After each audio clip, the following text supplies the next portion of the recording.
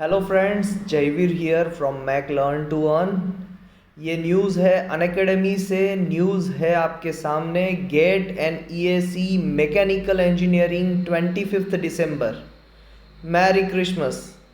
अगर आप 10 doubt solve करेंगे तो जो 80 रुपीज़ पर आंसर मिल रहे हैं वो तो मिलेंगे ही, यानी 800 रुपीज़ तो मिलने ही वाले हैं।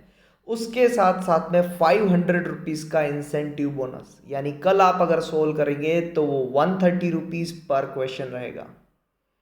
अगर 10 डाउट सोल्व किए तो लग जाइए।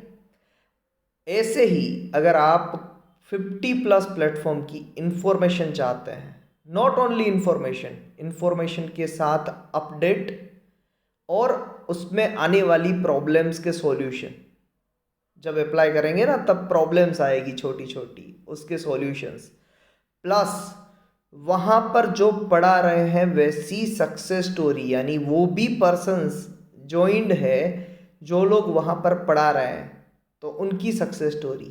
अगर ऐसी इंफॉर्मेशन चाहिए आपको तो subscribe my channel. About section में जाइए, वहाँ पर मेरी टेलीग्राम चैनल भी है, उसे सब्सक्राइब करना भी मत भूलिएगा। Have a nice day.